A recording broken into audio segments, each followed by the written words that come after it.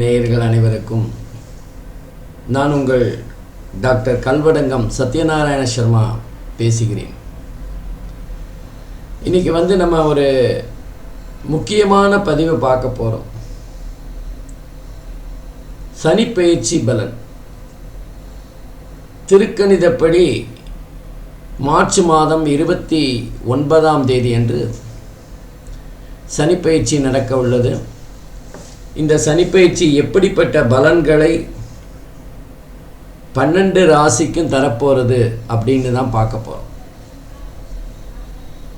பொதுவாக சனினாலே எல்லாருக்கும் ஒரு பயம் இருக்குது. ஏன்னா சனி பகவான் நம்மக்கிட்ட இருக்கிற ஏதாவது ஒரு கெட்ட வழக்கத்தை நம்ம விரலை வச்சே நம்ம கண்ணை குத்துற மாதிரி நம்முடைய செயல்பாடுகளை மூலமாகவே சில சங்கடங்களை ஏற்படுத்தி சரி செய்யக்கூடியவர். அப்போ நமக்கு சில சோதனைகள் இருக்கத்தான் செய்யும். சனி பகவான் பெயர்ச்சி ஆகின்ற அந்த காலகட்டத்தில் கொஞ்சம் சோதனைகள் இருக்கும். நாம் பொதுவாக சனி பகவானிடம் சரணாகதி அடைந்தால் சனியோட பாதிப்பு கண்டிப்பாக இருக்காது. சனி பகவான் பொதுவாக நம்ம உதாரணத்துக்கு சொல்லணும்னா, ஒருத்தர் உடம்பு சரியில்லாமல் இருக்கார், அவருடைய வெல்விஷர் உறவினர் அவரை ஆஸ்பத்திரியில் கொண்டு அட்மிட் பண்ணுறாருன்னு வச்சுக்கோங்களேன். அவர் சிகிச்சை முடிஞ்சு வீட்டுக்கு வராருன்னா என்னை கொண்டு ஹாஸ்பிட்டலில் விட்டுட்டான்னு சொல்லக்கூடாது. நம்ம நம்மளோட உடல் நலம் நல்லபடியாக இருக்கணும் அப்படிங்கிறதுக்காக சிகிச்சைக்காக நம்மளை ஆஸ்பத்திரியில் கொண்டு சேர்த்தது தான் உண்மை. அது மாதிரி தான் சனி பகவான் நம்மளை நல்வழிப்படுத்துவதற்கு நமக்கு சில சோதனைகள், சில போதனைகள், சில வேதனைகள் தரக்கூடியவர் தான். அப்போது நம்ம சனி பகவான் நமக்கு கெடுதல் பண்ணிட்டாருன்னு சொல்கிறதுங்கிறது கொஞ்சம் லாஜிக்காக சரிப்பட்டு வராது. ஆகவே சனி பகவான் நம்மை நல்வழிப்படுத்துவதற்கு நீதி தேவன் போல சில முயற்சிகளை மேற்கொள்வார். அதுதான் நம்ம இந்த சனியோட சஞ்சாரம் சொல்லுகின்ற பலன். இந்த நேரத்தில் சில ராசிகளுக்கு சனி பகவானோட சஞ்சாரமானது கொஞ்சம் வேகமான முயற்சியாக இருக்கும். நம்ம சொன்னப்போ உடனே கேட்கலைன்னா நமக்கு கொஞ்சம் அதிரடியான முயற்சிகளை சனி பகவான் மேற்கொள்கிற மாதிரி.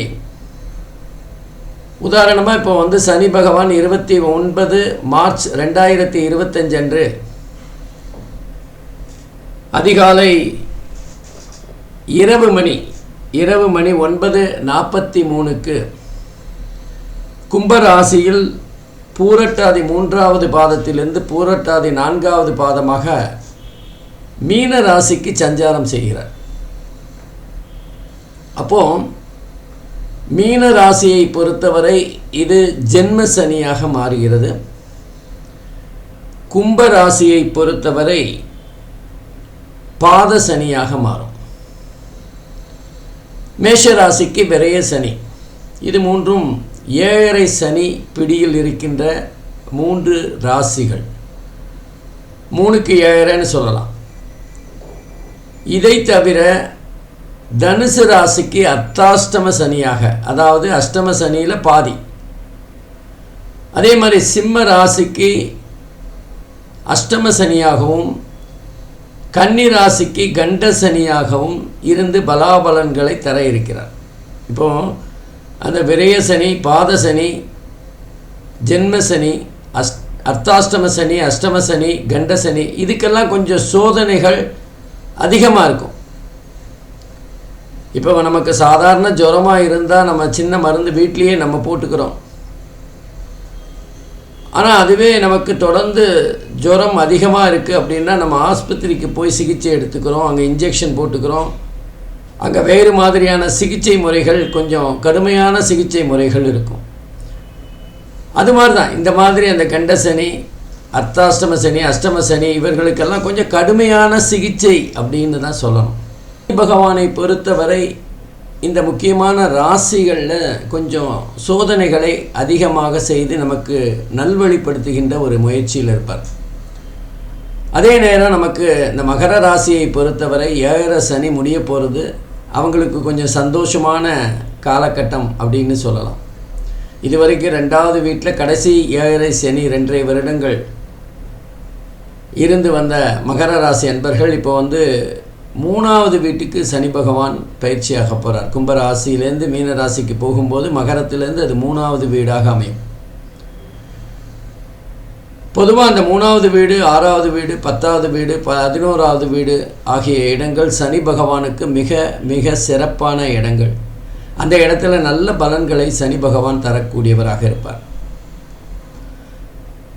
பொதுவாக நம்ம அஷ்டம சனின்னு பார்த்தோம், அர்த்தாஷ்டம சனி பார்த்தோம், ஜென்ம சனி, 7 சனி, கண்ட சனி, இந்த மாதிரியான சனி பகவானுடைய சோதனை காலகட்டத்தில் யாருக்கெல்லாம் சனி திசை சனி புக்தி நடக்கிறதோ அவங்க கொஞ்சம் கவனமாக இருக்கணும்.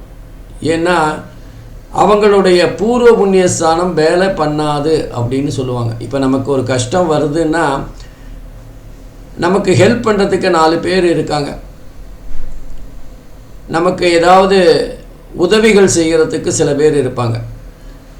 ஆனால் இப்போ நம்ம பஸ்ஸில் போகும்போதோ அல்ல வெளியில் எங்கேயாவது போகும்போது நமக்கு ஏதாவது உடல் சார்ந்த பிரச்சனைகள் வருதுன்னா நமக்கு உதவி செய்யறதுக்கு கூட ஆள் இல்லை. தெரியாதவங்க சில பேர் செய்யலாம். ஆனால் நமக்கு தெரிஞ்சவங்க செய்கிற மாதிரி நம்பி நம்ம போகக்கூடிய வாய்ப்புகள் இல்லை. அது மாதிரி தான் யாருக்கெல்லாம் இந்த சனி பகவானுடைய சோதனை கட்டத்தில் இருக்காங்களோ, அந்த ராசியில் இருக்கிறாங்களோ, அவங்களுக்கு சனி திசையோ சனி புக்தியோ வந்தால் அவங்களுடைய பூர்வ புண்ணியஸ்தானம் வேலை பண்ணாது. அவங்க போன ஜென்மத்தில் பண்ண நன்மைகள் கை கொடுக்காது. அவங்கள தூக்கி விடுறதுக்கான வாய்ப்புகள் குறைவு. அவங்க சோதனைகளை கொஞ்சம் கடுமையாக சந்திக்க வேண்டியிருக்கும். அவ்வளோதான். அதே நேரத்தில் சனி பகவானுடைய பார்வையானது 3, 7, 10 ஆகிய ராசிகளில் விழும். அப்போ மீன ராசியிலேருந்து சனி பகவானுடைய பார்வையானது ரிஷப ராசியிலும், கன்னி ராசியிலும், அதே மாதிரி தனுசு ராசியிலும் விழும். அப்போது இந்த 3 ராசிகளில் சனி பகவானுடைய பார்வை விழும்போது சனியோட பார்வை எந்த ராசியில் விழுதோ அந்த வீட்டுக்குரிய காரகத்துவம் பாழகும். அந்த வீட்டுக்குரிய காரகத்துவம் சற்று பாழடையக்கூடிய தன்மை இருக்கும். குரு பார்வை கோடி நன்மை தரும். ஆனால் சனி பார்வை அந்த அளவுக்கு நன்மைகளை தராது. அது சோதிக்கின்ற காலமாக இருக்கும். ஏற்கனவே தனுசு ராசிக்கு அர்த்தாஷ்டம சனி, கன்னி ராசிக்கு கண்டக சனி. அப்போது இந்த 2 ராசிகளும் மிகவும் கவனமாக இருக்க வேண்டிய காலகட்டமாக இருக்கும். இந்த 2 ராசிகளுக்குரிய ஜாதகர்கள் கொஞ்சம் கவனமாக இருக்கணும். சனி பகவானோட பரிகாரம் விநாயகரை வழிபடுறது, அதே மாதிரி ஆஞ்சநேயரை வழிபடுறது போன்ற விஷயங்கள் இருந்தாலும் நம்ம தப்பு செய்யாமல் இருந்தால் சனி பகவான் நம்மளை எதுவுமே பண்ணாது. நம்ம தவறு செய்யாமல் யாருக்கும் கெடுதி நினைக்காமல் இருந்தோம் என்றால் சனி பகவானுடைய சோதனை எந்த விதத்திலும் நம்மை பாதிக்காது. ஆகவே இந்த சனி பயிற்சி பலன்கள் 12 ராசிக்கும் எப்படி இருக்க போகிறது அப்படின்னு ஒவ்வொரு ராசியாக பார்க்கலாம். நம்ம தொடர்ந்து இந்த வருடம் சனி பயிற்சி பலன்களை பார்க்குறப்போ சனி பயிற்சி பலனானது பொதுவாக 2.5 வருஷங்கள் ஒரு ராசியில் சஞ்சாரம் செய்யும். மொத்தம் 30 வருஷம் சனி பகவான் 12 ராசியும் சஞ்சாரம் செய்வதற்கு ஆகும். இந்த 12 ராசிகளுக்கும் சனி பகவான் சஞ்சாரம் செய்ய 30 வருடம் ஆகும். அதனால்தான் 30 வருடம் வாழ்ந்தாரும் இல்லை, 30 வருடம் தாழ்ந்தாரும் இல்லைன்னு சொல்லுவாங்க. அப்போ இந்த சனி பகவான் 30 வருடங்கள் சஞ்சாரம் செய்வது தான் வாழ்க்கையின் சுழற்சி அப்படின்னு எடுத்துக்கலாம். அதே மாதிரி அந்த 2.5 வருடங்கள் சனி பகவான் ஒரு ராசியில் சஞ்சாரம் செய்கின்ற போது அது அந்தந்த ராசிக்குரிய பலன்களை தரும். இந்த வருடம் பொதுவாக 2 வருடம் 2 மாதம் மட்டுமே மீன ராசியில் சஞ்சாரம் செய்ய போகிறார். அதுலேயும் அதிசாரம் இருக்குது, வக்கரம் இருக்குது. இந்த சனி பயிற்சியானது ஜூன் மாதம் 2027 வரை நடைபெற இருக்கின்றது. இந்த காலகட்டத்தில் ஒவ்வொரு ராசிக்கும் எப்படிப்பட்ட பலன்கள் இருக்கும் அப்படின்னு பார்க்கலாம். அது மட்டும் இல்லாமல் நமக்கு தொடர்ந்து குரு பயிற்சி, ராகு கேது பயிற்சி எல்லாமே இந்த வருடம் மே மாதம் காலவாக்கில் வர்றதுனால பிரத்யேகமாக சனி பயிற்சியை மாத்திரம் இப்போ பார்ப்போம். ஒவ்வொரு ராசியாக பார்க்கலாம் வாங்க. அன்பிற்கினிய மேஷ ராசி அன்பர்களே, சனி பயிற்சி பலனை பார்க்கலாம். மேஷ ராசிக்கு விரைய சனியாக சனி பகவான் 2 வருடங்கள் 2 மாதங்கள் சஞ்சாரம் செய்ய போகிறார். அதாவது மேஷ ராசிக்கு 12வது வீட்டில் சனி பகவான் சஞ்சாரம் செய்ய போகிறார். மேஷராசியை பொறுத்தவரை 7 சனி ஆரம்பம் அப்படின்னு சொல்லலாம். பொதுவாகவே மேஷராசி அன்பர்கள் கடுமையாக உழைக்கக்கூடியவர்கள். எந்த ஒரு விஷயமாக இருந்தாலும் ஜெயிக்கணும், நம்ம தான் ஃபஸ்ட்டு வரணும் அப்படிங்கிற ஒரு எண்ணம் அவங்கக்கிட்ட இருக்கும். வேகமாக செயல்படக்கூடியவர். செவ்வாய் அதிபதி இல்லை. அதே நேரத்தில் தோல்வியை கண்டு துவண்டு விடக்கூடியவர்களாக இருப்பார்கள். வேண்டியவர்கள் வேண்டாதவர்கள் அப்படிங்கிற ஒரு எண்ணம் அவங்கக்கிட்ட இருக்கும். உதாரணமாக நம்ம சொல்லுவோமே, மாமியார் உடைச்சா மண்குடம், மருமக உடைச்சா பொன்குடம்னு, அந்த மாதிரி ஒரு எண்ண ஓட்டம் கொண்டவர்களாக இருப்பார்கள். அவங்களுக்கு இந்த சனி பகவான் 12வது வீட்டில் விரைய சனியாக வருகின்ற காலகட்டத்தில்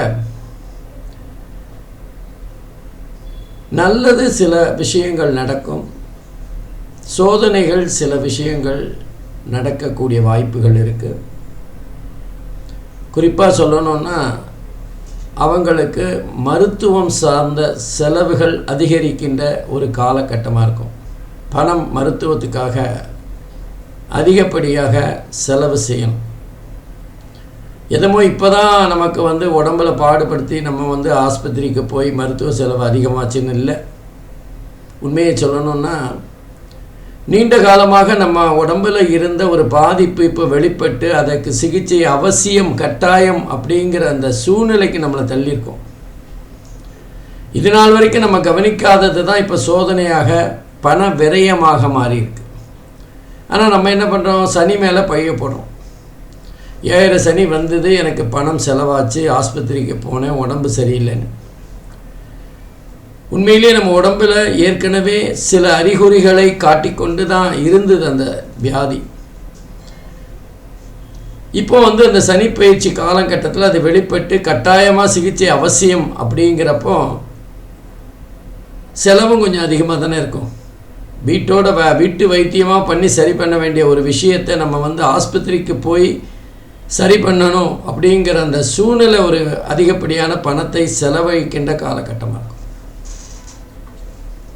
அப்போ எல்லாமே கெட்டதாக இருக்குமா அப்படின்னா அப்படியெல்லாம் இல்லை. ஏன்னா 12வது வீடு அப்படிங்கிறது நம்ம வெளிநாடு சம்மந்தப்பட்ட விஷயங்களை சொல்லக்கூடியது. அப்போ யாரெல்லாம் வெளிநாடு போகணும், வெளிநாடு போய் படிக்கணும், வெளிநாடு போய் நம்ம வேலை பார்க்கணும், திருமணத்துக்கு அப்புறம் வெளிநாட்டில் செட்டில் ஆகணும் அப்படிங்கிற எண்ணம் இருக்கோ அவங்களுக்கெல்லாம் இப்போ இந்த காலகட்டத்தில் மேஷ ராசியாக இருக்கும் பட்சத்தில் வெளிநாடு வாய்ப்பு தானாகவே அமையும். அதே நேரம் வெளிநாடு போகிறதுன்னா செலவு தானே நமக்கு, அதுவும் விரயம் தான். ஆனால் சுப விரயம்னு வச்சுக்கலாமே, சந்தோஷமான விரயம், நமக்கு பிடிச்ச ஒரு விரயம் அப்படின்னு வச்சுக்கலாம்.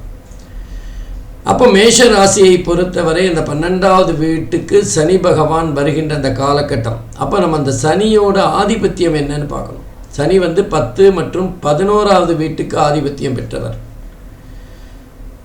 10ங்கிறது நம்முடைய வேலை சார்ந்த விஷயங்கள், 11 அப்படிங்கிறது லாபஸ்தானம்னு சொல்லலாம். அப்போது வேலை சார்ந்த ஏதாவது அழுத்தங்கள் இருக்கும், வேலையில் ஏதாவது பணம் பிரச்சனைகள் வரக்கூடிய வாய்ப்புகள் இருக்குது, வேலையில் ஏதாவது நம்முடைய உழைப்பு போராத ஒரு சூழ்நிலை இருக்கலாம். இன்னும் சொல்லப்போனால் சில பேருக்கு வேலை மாற்றத்தையும் இந்த காலகட்டம் ஏற்படுத்தி கொடுக்கும். அப்போ வேலை விஷயமாக ஒரு விதமான அழுத்தங்கள் ஏற்படுகின்ற காலகட்டமாக இருக்கும்.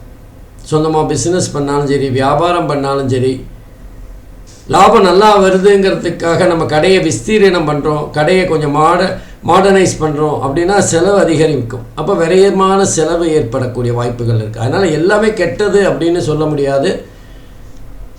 நல்லதிலும் கெட்டது, கெட்டதிலும் நல்லது. நல்லதிலும் கெட்டது, கெட்டதிலும் நல்லதுங்கிற மாதிரி நம்ம இப்போ வெளிநாடு போகிறதுக்காக சில செலவுகள் பண்ணுறோன்னா அது ஒரு மூலதனம் மாதிரி.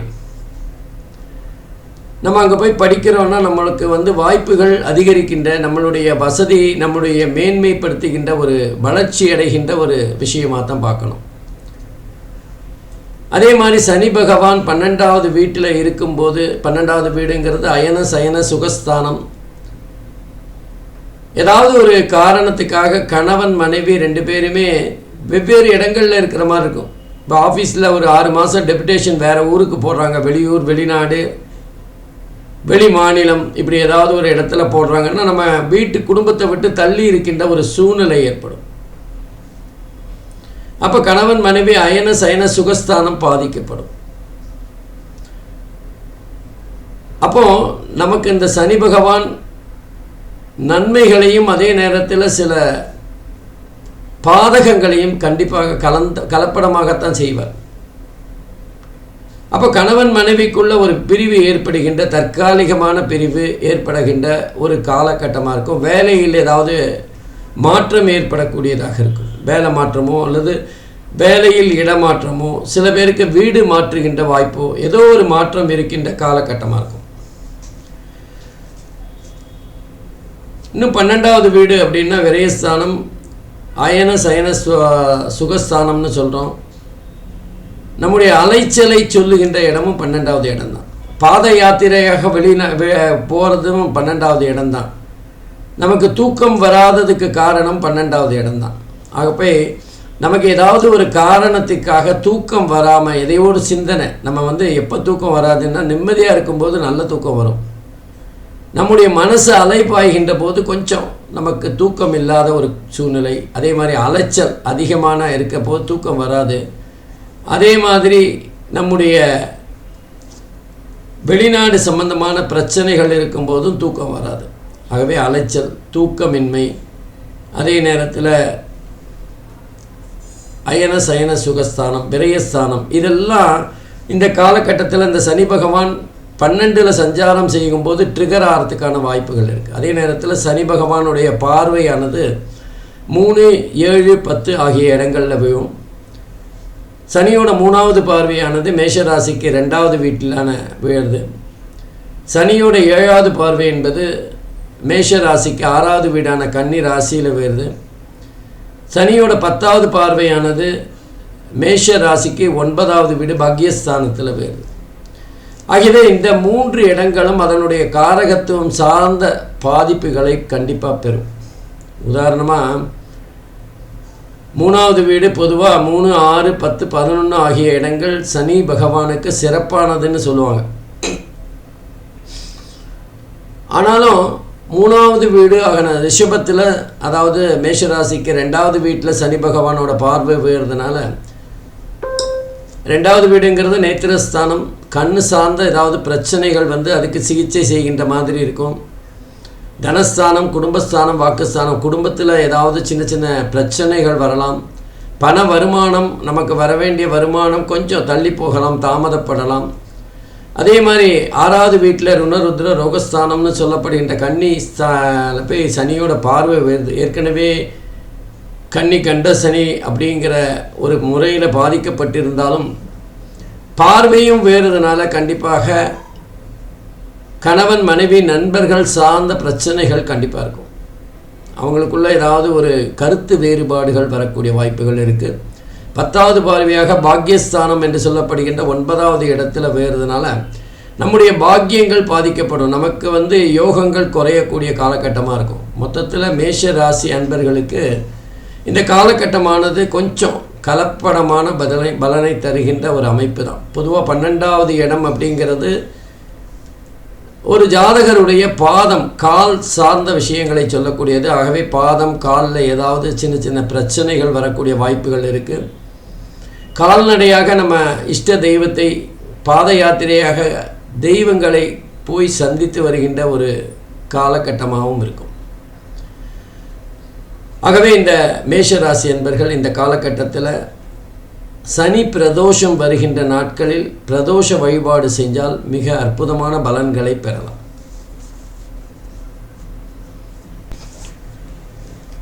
எனவே மேஷ ராசி அன்பர்கள் பரிகாரமாக இந்த சனி பிரதோஷம் வருகின்ற நாட்களில் பிரதோஷ வழிபாடுகளை முறையாக செய்து வருவார்களேனால் அவர்களுக்கு சனியினால் ஏற்படுகின்ற சோதனைகள் குறையும். அதே நேரத்தில் சனியினால் ஏற்படுகின்ற சோதனைகளை தாங்குகின்ற மனப்பக்குவம் பெறுவார்கள்.